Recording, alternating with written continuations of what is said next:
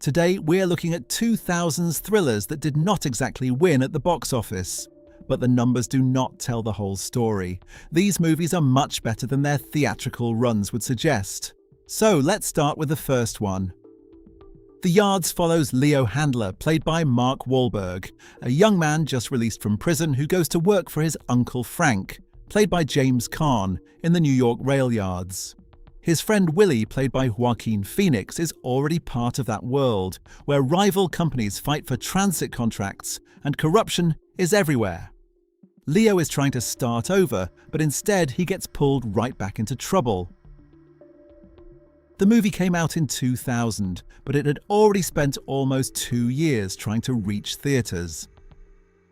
It was first in development at Fox Searchlight, but after several executives were replaced, the studio dropped it. Miramax then took over, greenlit the movie with a budget of about $18 million and pre-sold it to distributors for about $15 million.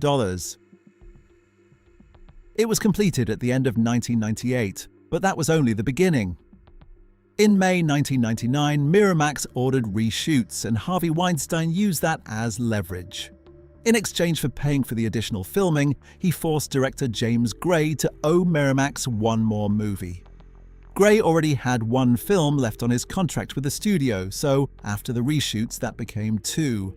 Spoiler, after all that, he didn't make a single one for them. But the Yard's troubles did not end with the reshoots.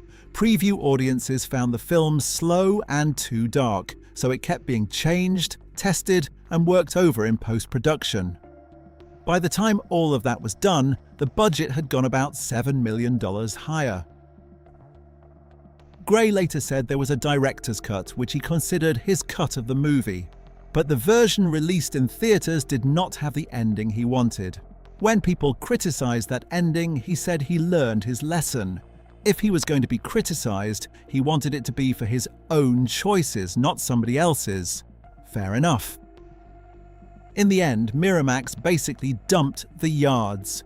There were no TV spots, no visible marketing, and the movie never went beyond a small release. Its total theatrical run ended with just over $900,000 worldwide. The Pledge really should be talked about as a classic psychological thriller, not just as another forgotten box office failure. Directed by Sean Penn, the film stars Jack Nicholson as Jerry Black, a cop who becomes convinced that a child murder case was never really solved, even after the supposed killer confesses and then kills himself. Driven by the promise he made to the girl's mother, Jerry keeps looking for the real killer. But the investigation stretches on for years, and his obsession slowly pushes him toward madness. Behind the scenes, The Pledge had its own strange story.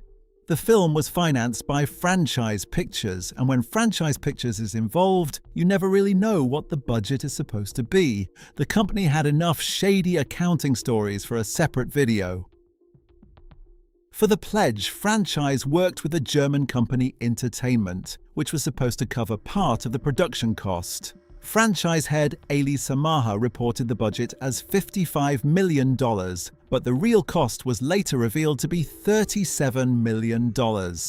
According to the case, there were about $18 million in fake overages, including $4.5 million supposedly going to Jack Nicholson, $500,000 supposedly going to Sean Penn, and even charges for things like blueprints and total fringes. But even if we use the lower budget, the box office still was not enough.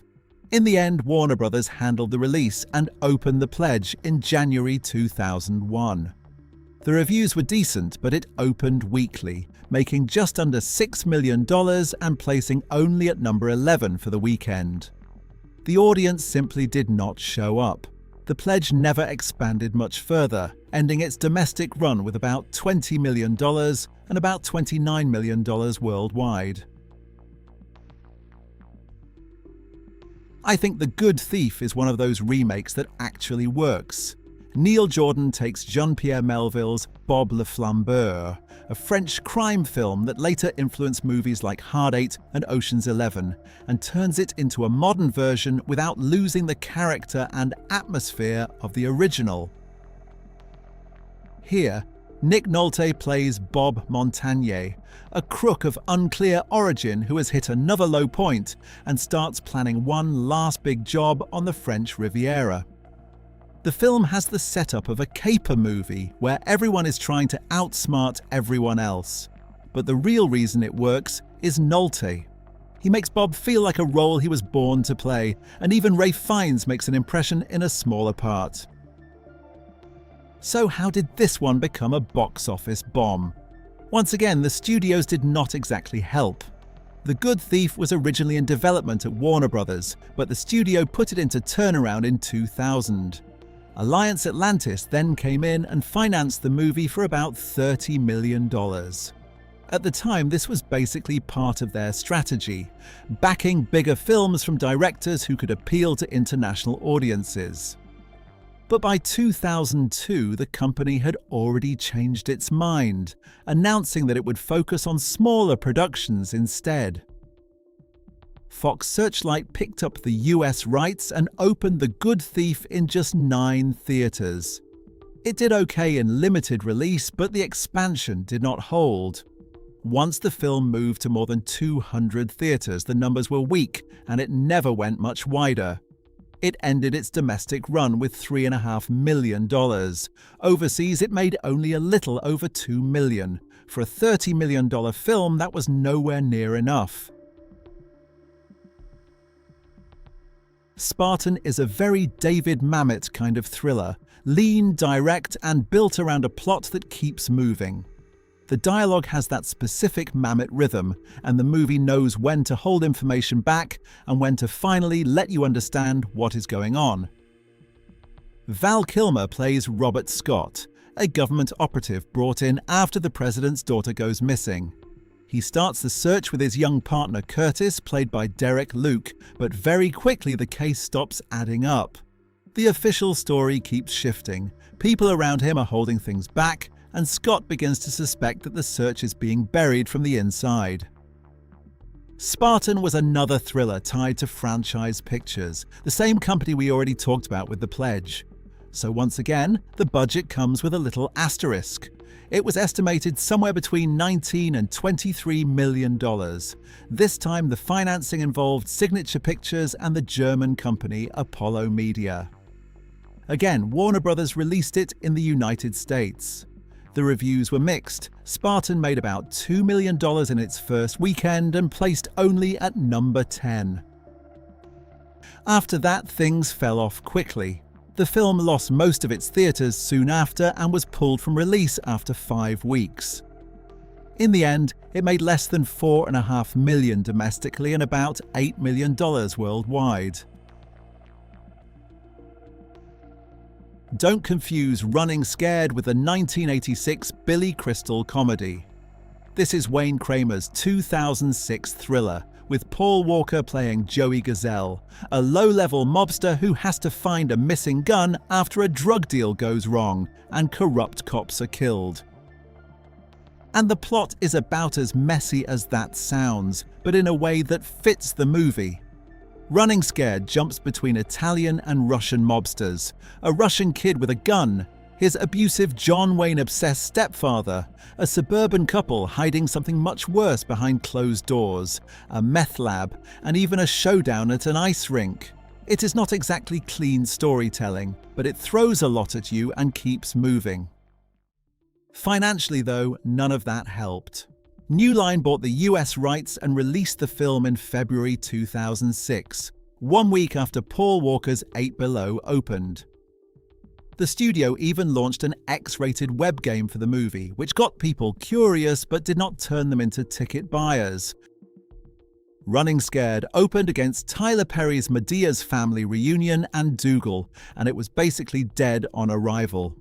It made a little over $3 million in its first weekend, then dropped hard in its second.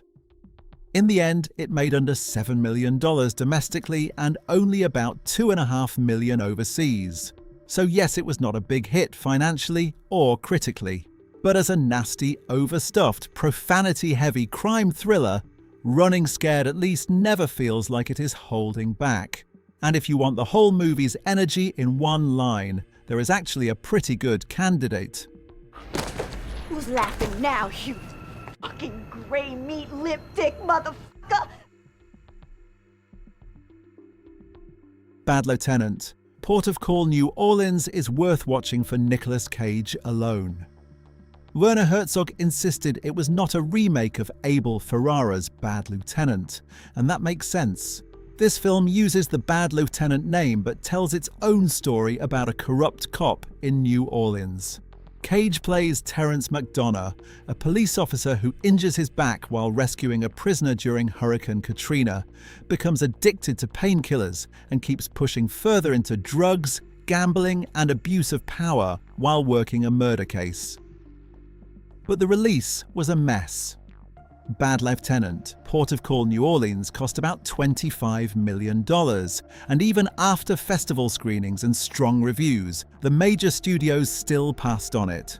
So the film ended up with a very small domestic release. It opened in only 27 theaters, never expanded beyond 96, and finished with just $1.7 million. And even after release, the business side got messy. Polsky Films, the producers company behind the project, later sued First Look and New Image, basically the distributor and the company behind the financing, claiming the box office money should have gone back to Polsky Films first. But for our purposes, the result is simple. The movie barely played in American theaters. Overseas, it made about $8.9 million.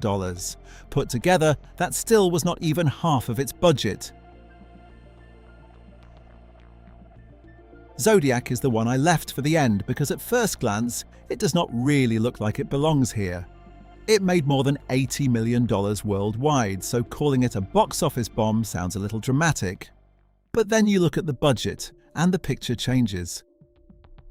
I think most people know this one, but just as a reminder, this is David Fincher's film about the Zodiac killer, told partly through Robert Graysmith, played by Jake Gyllenhaal, a cartoonist at the San Francisco Chronicle who becomes obsessed with the case. The film follows the investigation, the letters, the suspects, and the long, frustrating attempt to identify one of the most infamous killers in American criminal history. Zodiac cost about $65 million. In the US, it made only about $33 million, and overseas it added another $52 million.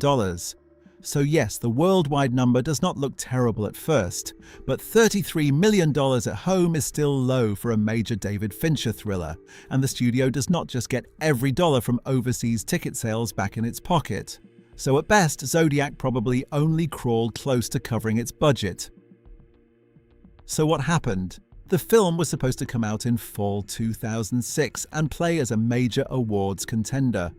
But Fincher's cut was more than 3 hours long, and even though he had final cut, he chose to keep working on it and trim it down. That pushed the release out of awards season and into March 2007. The reviews were strong, but the timing was not great. The movie was still 157 minutes long, so theaters had fewer showtimes to work with. And then 1 week later, 300 came out and completely overshadowed it, with a lot of the same adult audience Zodiac needed. After that, the film dropped hard and never really recovered.